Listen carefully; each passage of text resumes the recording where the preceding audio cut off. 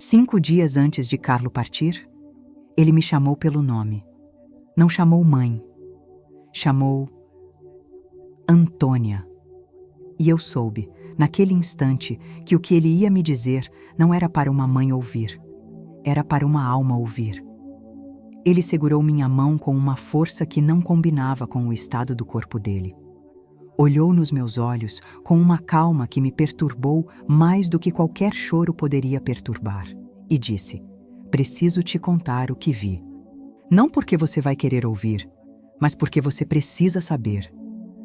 Eu respirei fundo, e ele começou a falar.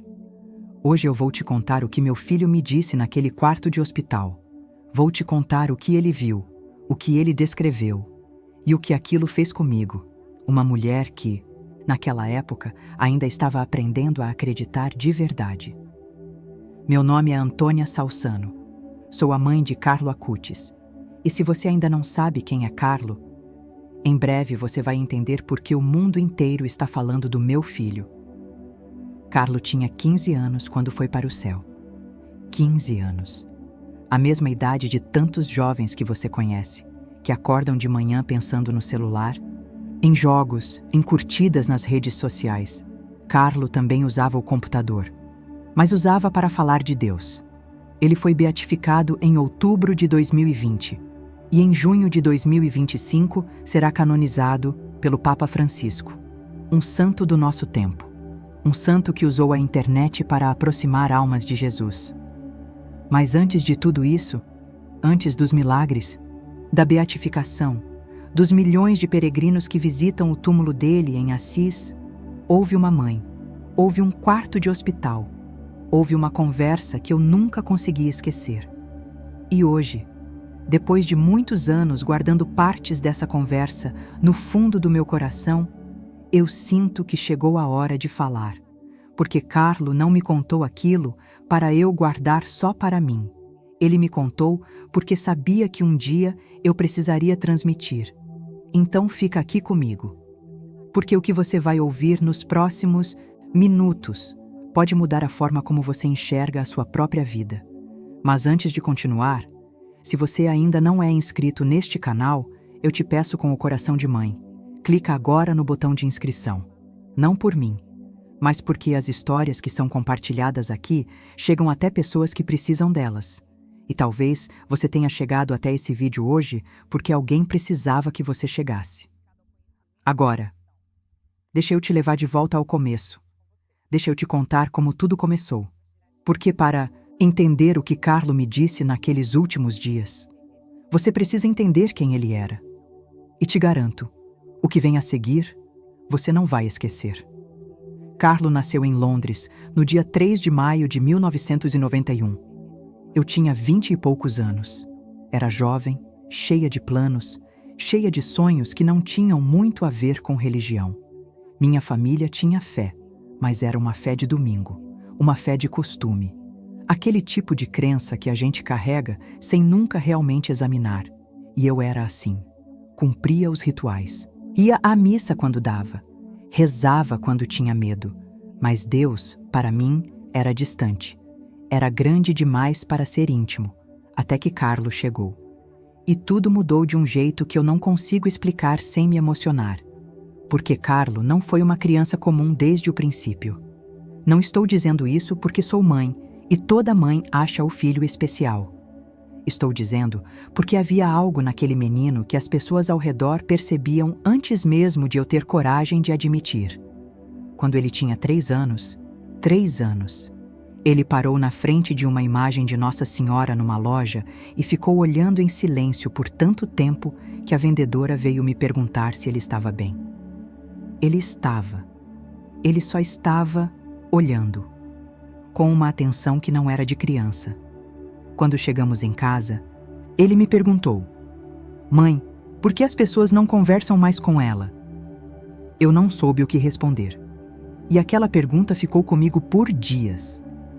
Carlo cresceu em Milão, depois de voltarmos para a Itália.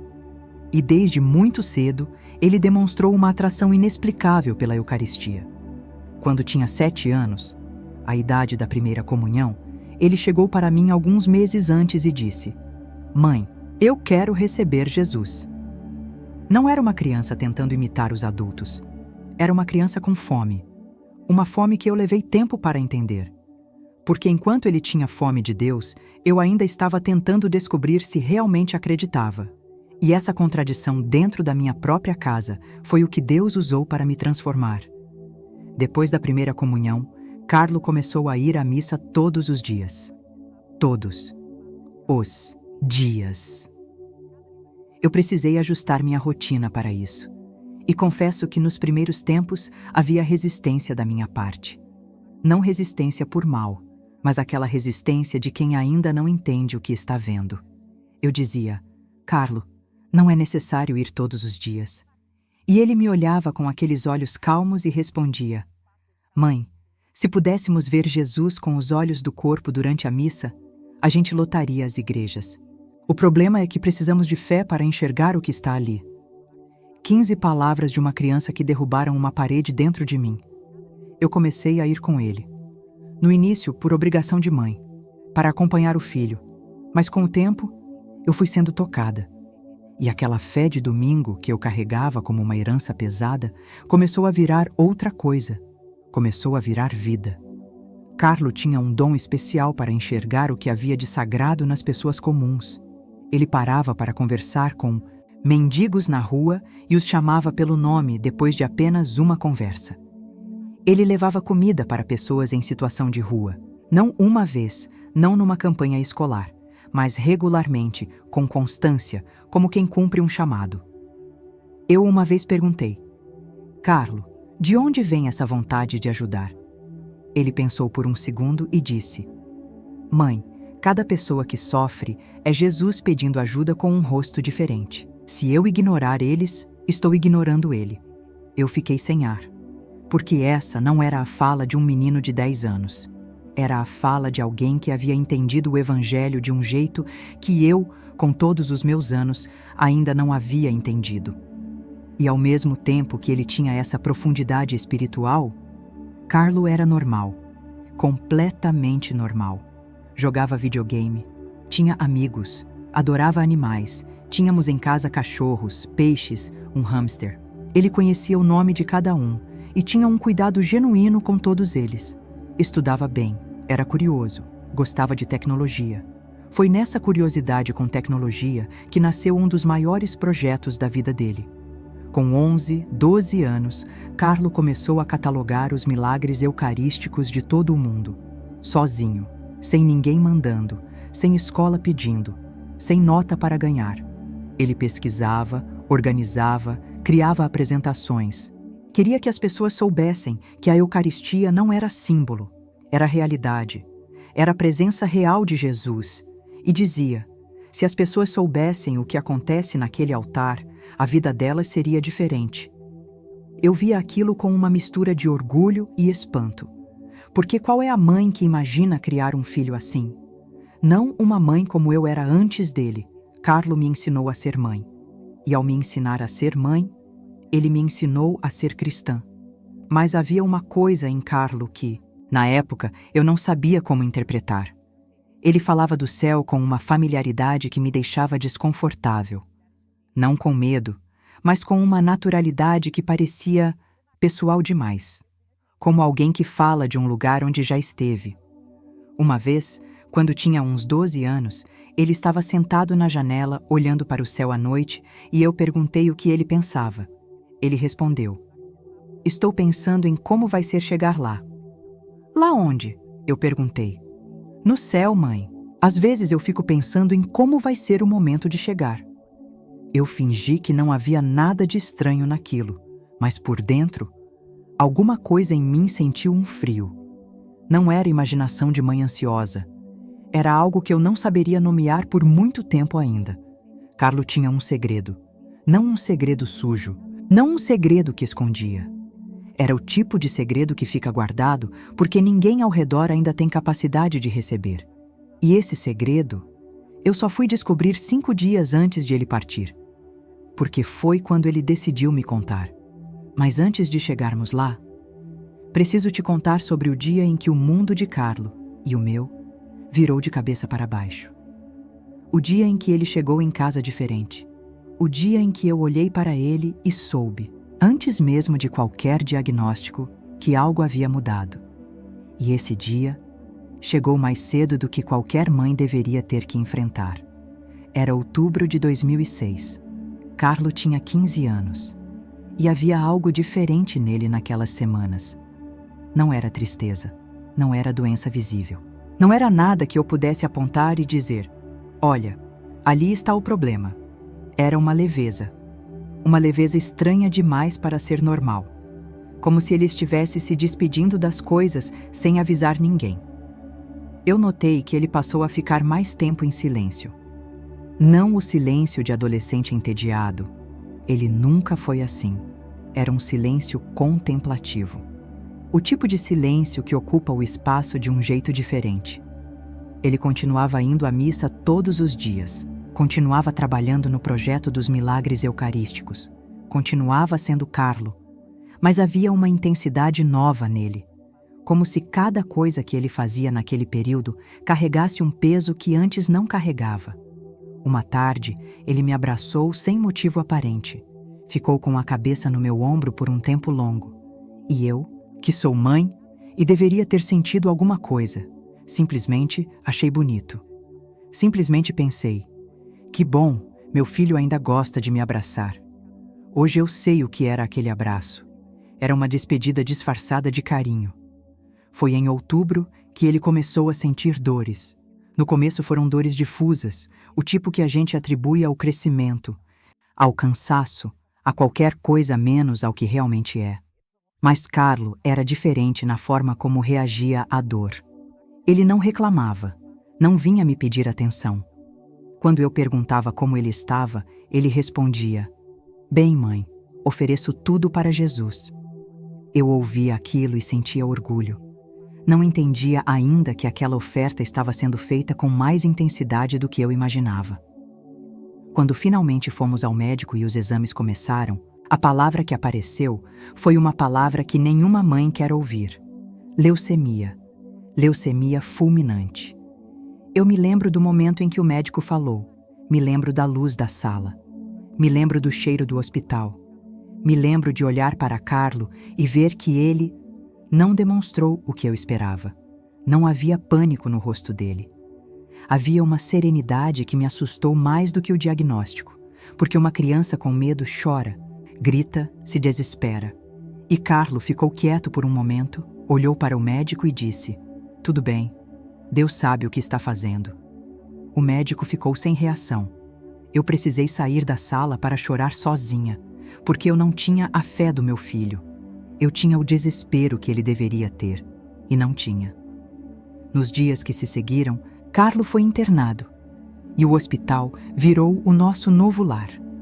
Aquele cheiro de álcool, aqueles corredores brancos, aquele som de equipamentos que apita a hora certa e a hora errada. Eu dormia numa cadeira ao lado da cama dele.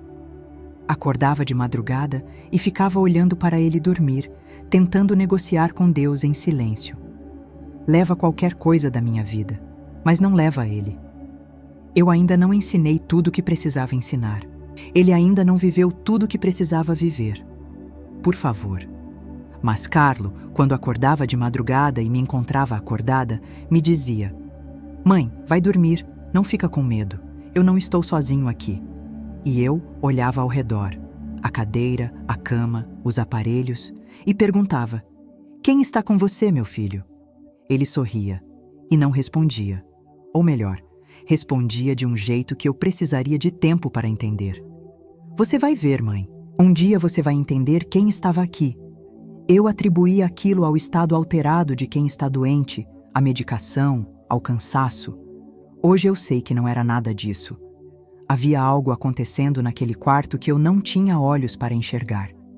Carlo recebia os médicos, as enfermeiras, os visitantes com uma gentileza que desconcertava todo mundo. Uma enfermeira me parou no corredor certa vez e disse, com os olhos marejados: Senhora, eu trabalho nesse hospital há 15 anos. Nunca vi um paciente como o seu filho. Ele pergunta como eu estou. Ele pergunta pelos meus filhos. Ele reza por mim antes de eu sair do quarto. Eu ouvi aquilo e precisei segurar o choro. Porque enquanto eu estava me despedaçando por dentro, meu filho estava sendo luz para as pessoas ao redor. Enquanto eu negociava com Deus, Carlo conversava com Deus. Não negociava, conversava, como quem fala com um amigo que está perto. Houve um momento, numa noite mais difícil, quando a dor estava mais intensa e os médicos tinham aumentado a medicação, que Carlo me chamou e segurou minha mão. Estava pálido, estava cansado, mas os olhos dele estavam vivos de um jeito que o corpo já não estava. E ele me disse: "Mãe, não chora assim. Você sabe que a morte não é o fim." Eu disse: "Eu sei, filho, eu sei." Mas eu não sabia. Eu repetia as palavras certas sem sentir o peso delas. E Carlo percebeu, porque ele me olhou de um jeito diferente e disse: "Não, você está dizendo, mas não está sentindo. Um dia você vai sentir, e quando isso acontecer, você não vai mais ter medo de nada." Eu não entendi o que ele quis dizer naquele momento, mas aquelas palavras ficaram gravadas em mim. Um dia você vai sentir, e quando isso acontecer, você não vai mais ter medo de nada. Os dias foram passando.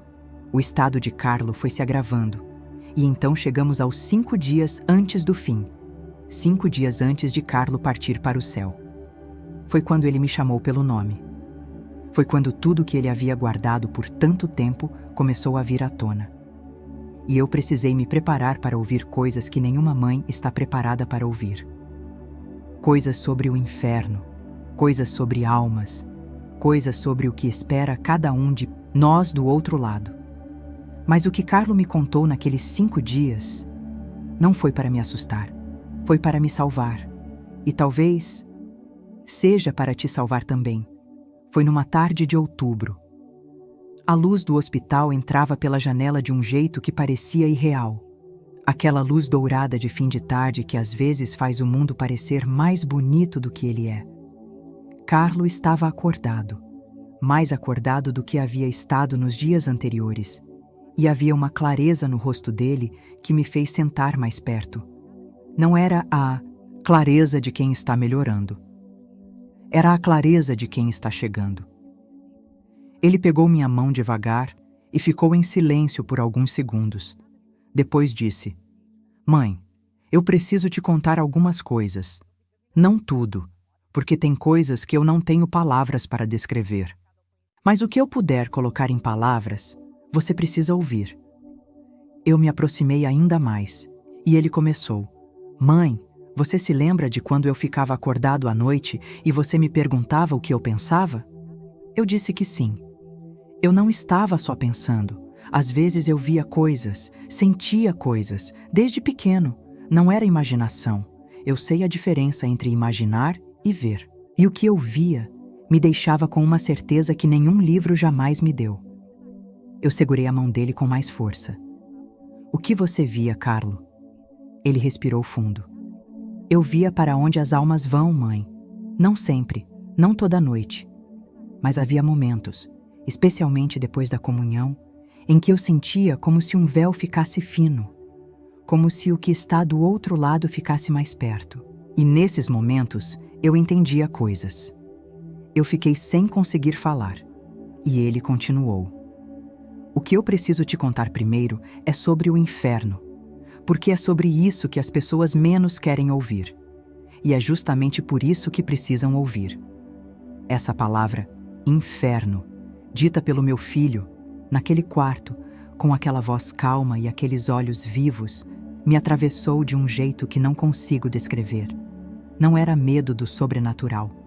Era o medo de quem está prestes a receber uma verdade que muda tudo." Carlo me olhou e disse: "Mãe, o inferno não é o que as pessoas imaginam. Não é só fogo. Não é um lugar inventado para assustar crianças. O inferno é real. E o que torna o inferno tão terrível não é a dor, é a ausência." "Ausência de quê?" eu perguntei. "De Deus. O inferno é estar para sempre num estado onde Deus não pode entrar.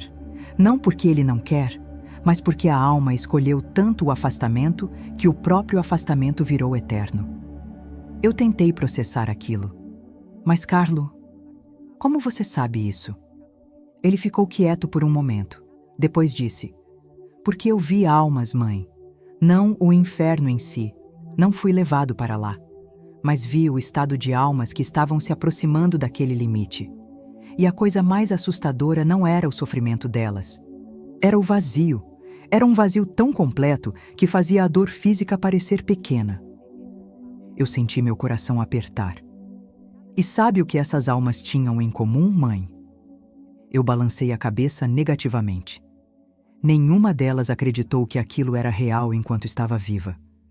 Todas elas viveram como se a eternidade fosse um conceito abstrato, como se houvesse tempo, como se amanhã fosse suficiente para se converter, para se reconciliar, para voltar para Deus.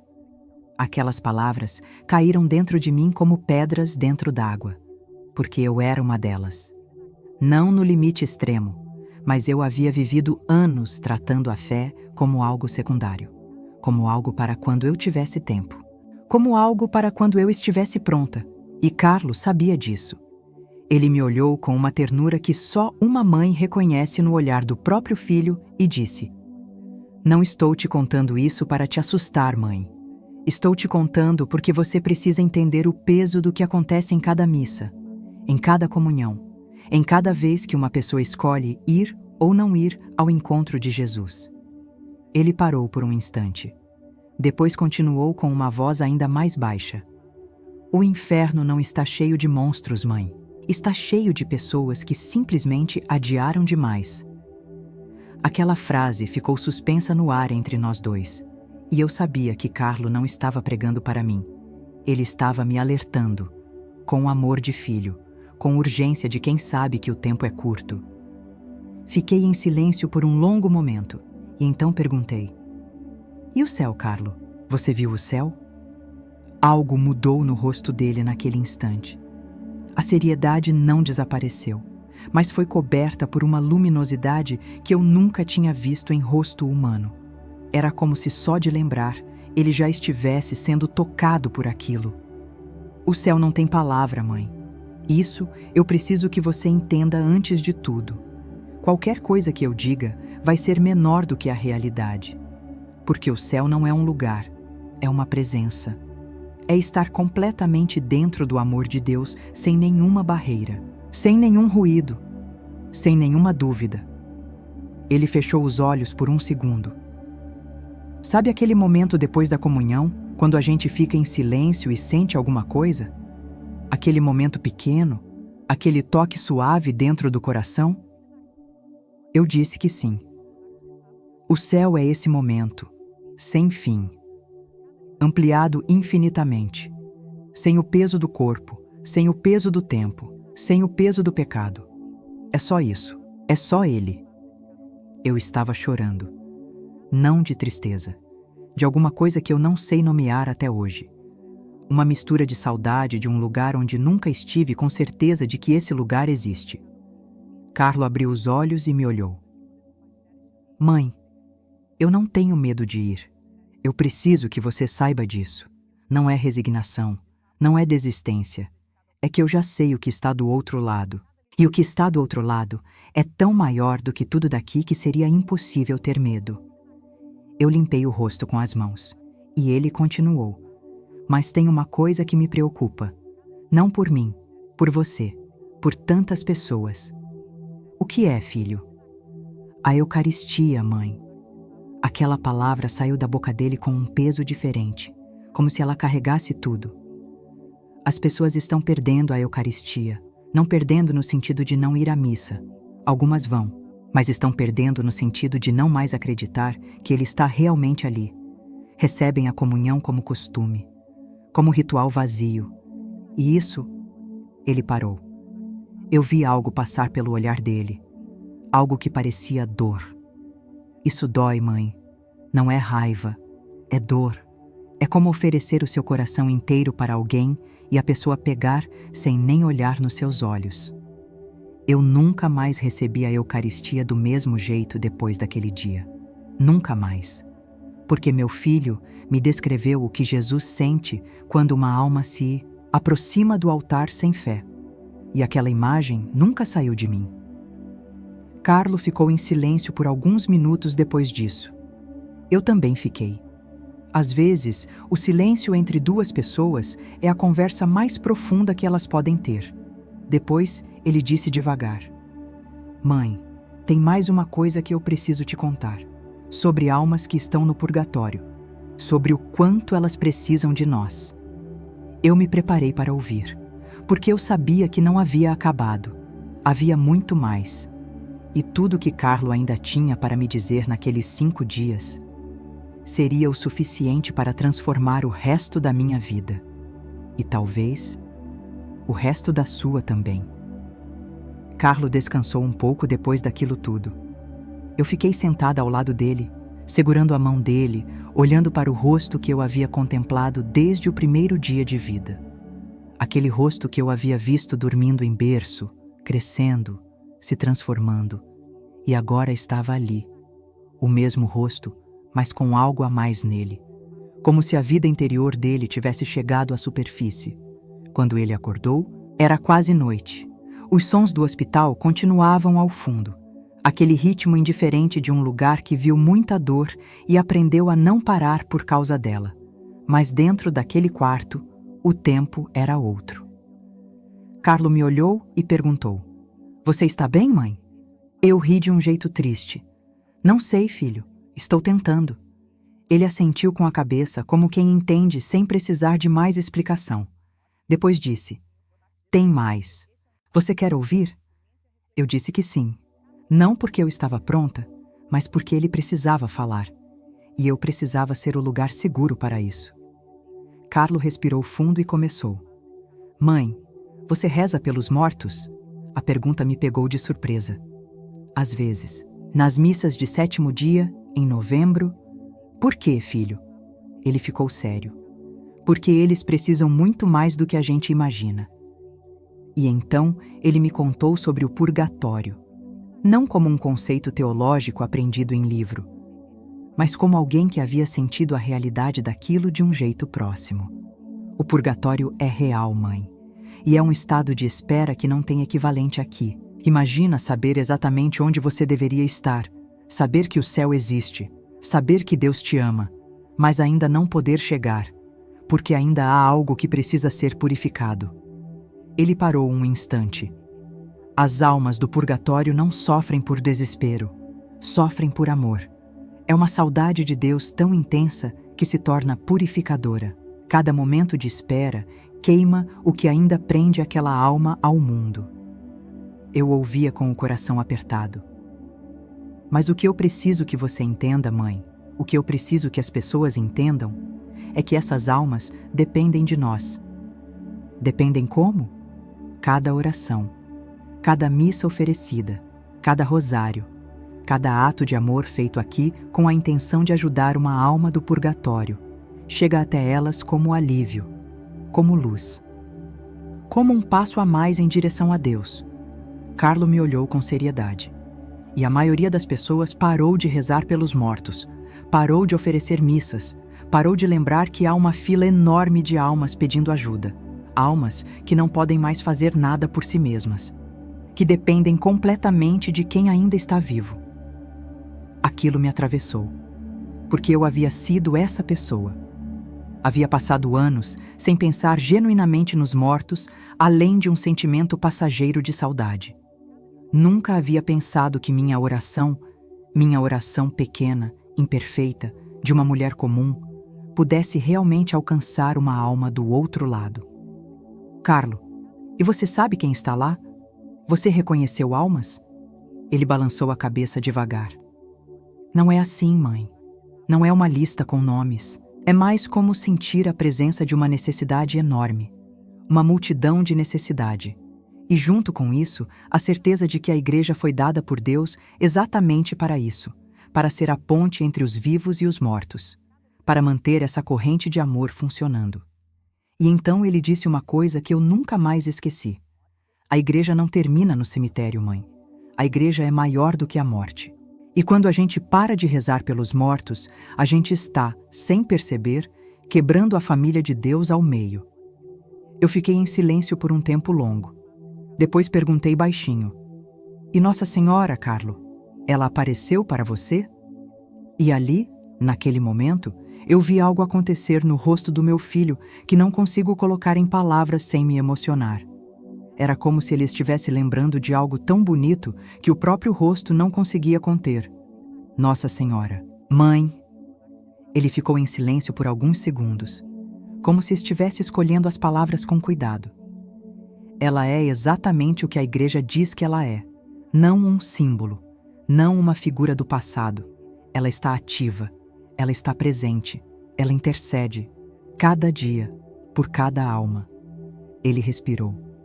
Eu senti a presença dela várias vezes na minha vida, mas de um jeito mais forte aqui no hospital, como uma mãe que fica ao lado de um filho doente, mas uma presença que não é de ansiedade, não é de desespero, é de paz, uma paz que diz: eu estou aqui, pode confiar. Eu estava chorando silenciosamente. Ela me disse uma coisa, mãe. Eu me inclinei para a frente. Ela me disse que está sofrendo, não porque ela sofra como nós sofremos, mas porque ela vê os filhos dela se perdendo, vê almas se afastando de Jesus, vê a Eucaristia sendo ignorada, desrespeitada, recebida sem amor, e cada alma que se perde, ela sente. Carlo fechou os olhos por um instante. Ela me pediu uma coisa. Me pediu que as pessoas voltassem para a missa. Não por obrigação, por amor. Porque o que está naquele altar é o próprio filho dela. E ela está esperando que os filhos dela se reaproximem do filho dela. Aquela frase, ela está esperando que os filhos dela se reaproximem do filho dela, ficou dentro de mim como uma semente. E foi crescendo com o tempo. Cresceu na forma como eu passei a encarar cada domingo. Cresceu na forma como eu passei a me aproximar do altar. Cresceu na forma como eu passei a rezar o rosário. Não como repetição mecânica, mas como conversa real com uma mãe que estava do outro lado ouvindo. Carlo descansou novamente. E eu fiquei pensando em tudo que havia ouvido. No inferno como ausência, no purgatório como espera amorosa, no céu como presença infinita, em Nossa Senhora sofrendo de amor por nós, em Jesus esperando em cada sacrário do mundo. E me perguntei como eu havia passado tantos anos sem sentir o peso de nada disso. Como eu havia passado décadas dentro da igreja sem realmente estar dentro da igreja. Presente no corpo, ausente no coração. Na manhã seguinte, Carlo acordou com uma energia diferente. Era como se ele soubesse que o tempo estava se estreitando, que havia uma última coisa, a mais importante, que ele ainda precisava me dizer. E foi aí que ele falou sobre a missão. Não a missão dele, a missão de cada um de nós. Mãe, você já se perguntou por que você está aqui? Não no hospital, na vida. Por que você nasceu nessa época, nessa família, com essa história específica? Eu disse que já havia me perguntado isso muitas vezes. Não é coincidência, mãe. Nunca é. Cada pessoa nasce em exatamente o tempo e lugar onde Deus precisa que ela esteja. Cada vida tem uma missão. E a maioria das pessoas passa a vida inteira sem descobrir qual é a dela, porque nunca para perguntar. E como se descobre? Eu perguntei. Carlo sorriu. Na oração, na Eucaristia, em silêncio. A missão não é sempre algo grandioso. Às vezes é criar filhos com amor. Às vezes é cuidar de um doente.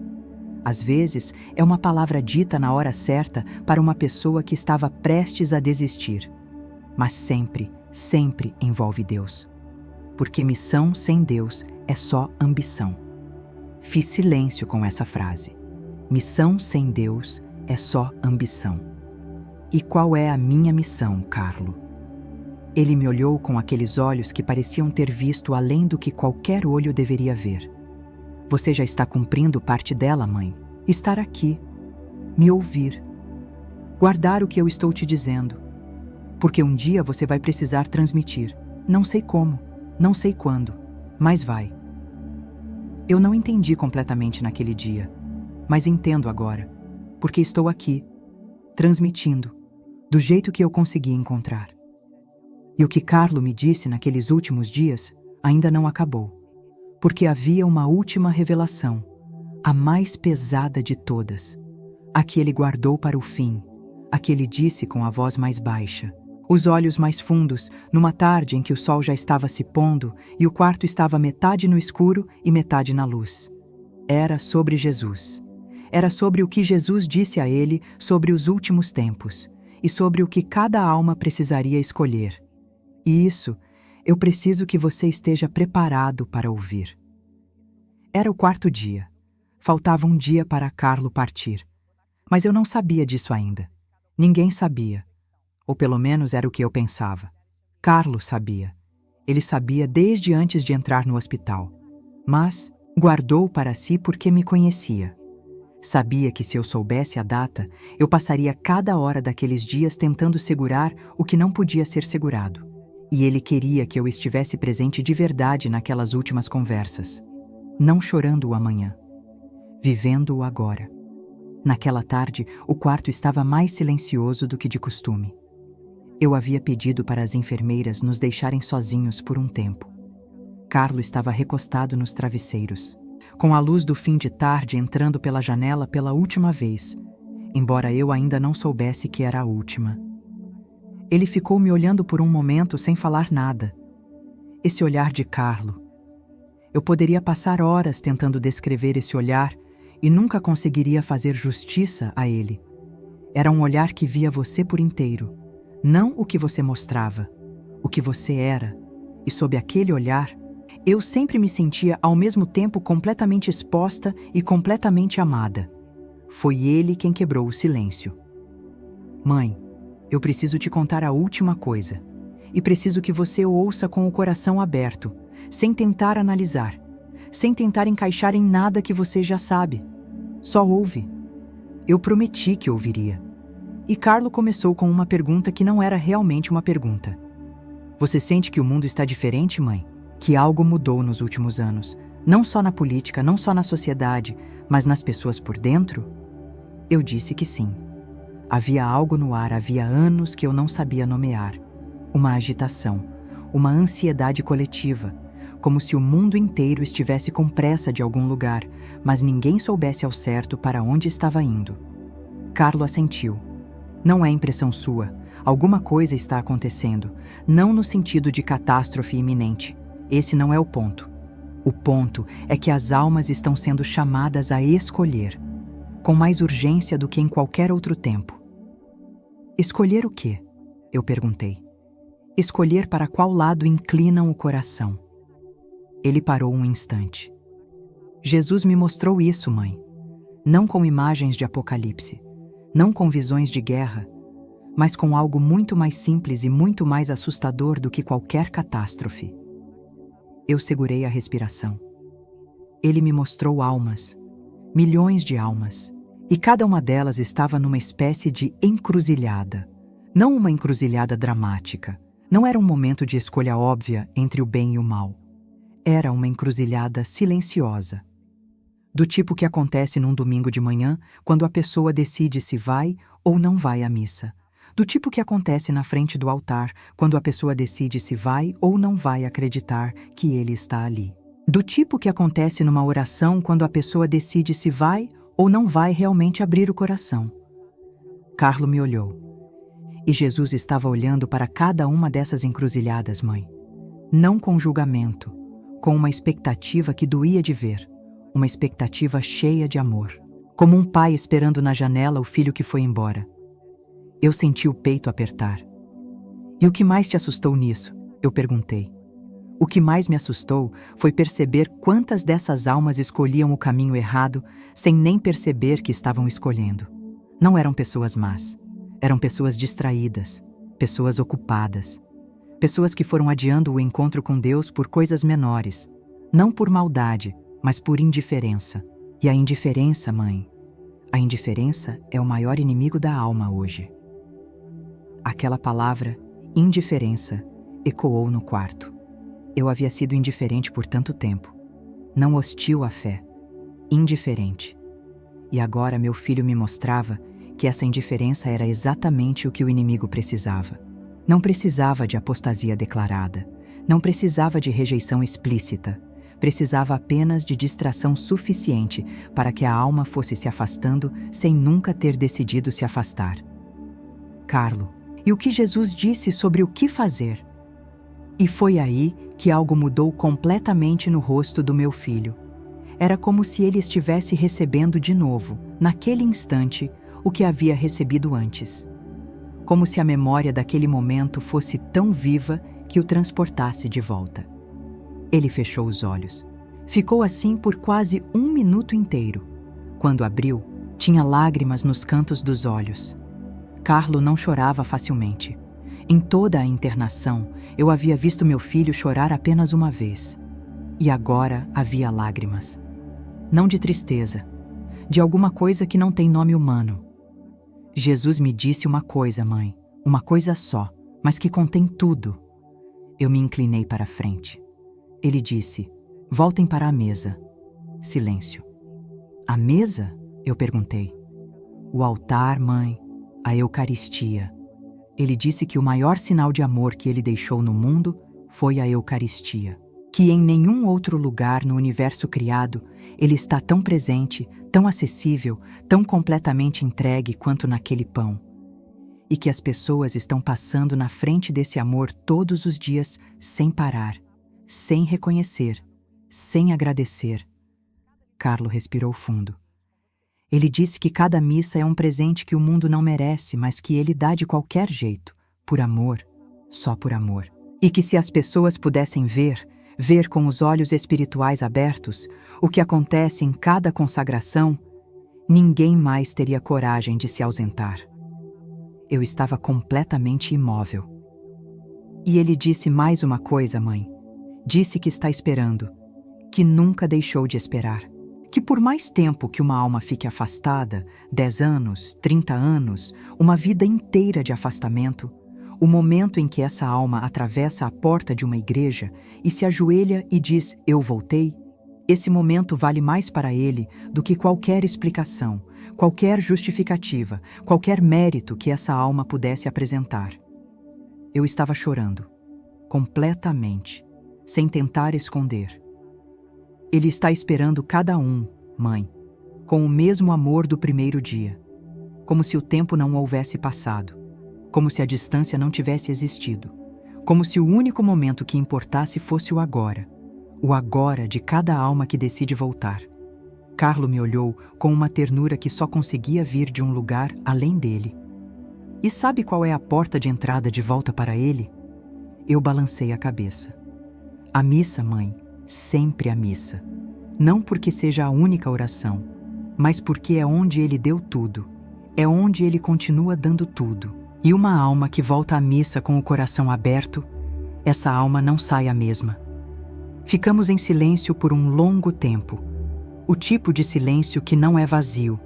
É cheio de tudo que foi dito e de tudo que não precisa mais ser dito. Depois, Carlo me olhou de um jeito diferente. Um olhar que eu reconheci sem entender de onde vinha o reconhecimento. Era um olhar de despedida. Não de tristeza, de despedida mesmo. Do tipo limpo. Do tipo que não deixa dívida.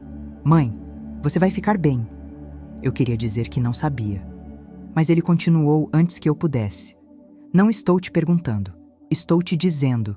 Você vai ficar bem porque você vai entender com o tempo que eu não vou embora. Vou para um lugar de onde posso fazer muito mais por você do que podia fazer aqui. Aquelas palavras. Eu as ouvi naquela tarde com o coração partido. E as ouvi de novo, meses depois, quando eu estava no pior momento do luto. Ajoelhada no chão do meu quarto, sem conseguir me levantar, sem conseguir rezar, sem conseguir mais nada. E de repente senti uma presença, não visual, não auditiva, mas real como a cadeira em que eu estava sentada. Uma presença que dizia sem palavras: eu disse que você ia ficar bem. E eu me levantei. Não porque a dor passou. A dor não passa, mas porque havia uma certeza dentro de mim, a partir daquele momento, que era maior do que a dor. A certeza de que Carlo estava bem. Não apenas vivo em memória, vivo de verdade. do outro lado de um véu que um dia também se abrirá para mim. E essa certeza mudou tudo. Mudou a forma como eu acordo de manhã. Mudou a forma como eu vou à missa. Mudou a forma como eu recebo a Eucaristia. Agora, com um tremor interior que não consigo mais desligar. Porque meu filho me disse o que está ali, e eu acredito. Mas Carlo tinha ainda uma última coisa a me dizer. A última coisa de todas. A que ele deixou para o fim, porque sabia que eu precisaria do resto da conversa para estar pronta para ouvir. E essa última coisa era sobre mim, sobre o que ele havia pedido a Jesus por mim, e sobre o que Jesus havia respondido. Era a última noite. Carlo me chamou perto e falou baixinho, como quem divide um segredo guardado há muito tempo. Mãe, eu pedi uma coisa a Jesus por você. Eu segurei a respiração. Pedi que ele nunca deixasse você se afastar da Eucaristia. Que toda vez que você estivesse cansada, com dúvida, com dor, que você sentisse uma atração inexplicável para a missa, para o altar, para ele. Ele me olhou. E Jesus disse que sim. Eu não consegui falar, mas tenho uma condição, mãe. Qual? Que você não guarde só para você. Que você leve outros de volta também, do jeito que puder, com as palavras que tiver. Eu chorei muito naquela noite, e chorei muito nos meses que se seguiram. Mas toda vez que eu estive no limite, toda vez que o luto foi mais pesado do que eu conseguia carregar, algo me levava de volta à missa. Uma vontade que não era só minha. Um chamado que eu reconhecia. Era a promessa do meu filho sendo cumprida. E hoje, ao te contar tudo isso, eu estou cumprindo a minha parte. Não sei quem você é. Não sei há quanto tempo você está afastado da igreja. Não sei o que te aconteceu, o que te decepcionou, o que te fez parar de ir. Mas sei uma coisa. Você não chegou até esse vídeo por acidente. Meu filho intercede por almas. E talvez hoje ele tenha intercedido pela sua. Então eu te peço, não como religiosa, não como figura pública, te peço como mãe, vai à missa. Uma vez, com o coração aberto. Não precisa ter tudo resolvido antes de entrar. Não precisa estar pronto. Entra do jeito que você está, porque é exatamente assim, quebrado, cansado, cheio de dúvida, que Jesus mais espera por você. Ele está lá. Carlo me garantiu. E eu acredito no meu filho. Se essa história tocou alguma coisa dentro de você, deixa nos comentários uma palavra. Só uma palavra que resume o que você está sentindo agora. Compartilha esse vídeo com alguém que você ama e que está longe de Deus. Talvez seja exatamente isso que aquela pessoa precisa ouvir hoje. E se você ainda não é inscrito neste canal, inscreve agora. Porque enquanto eu tiver voz, eu vou continuar transmitindo o que meu filho me deixou. Uma mensagem por vez, uma alma por vez. Assim como ele fez, com amor, com fé e com a certeza de que ninguém está longe demais para voltar.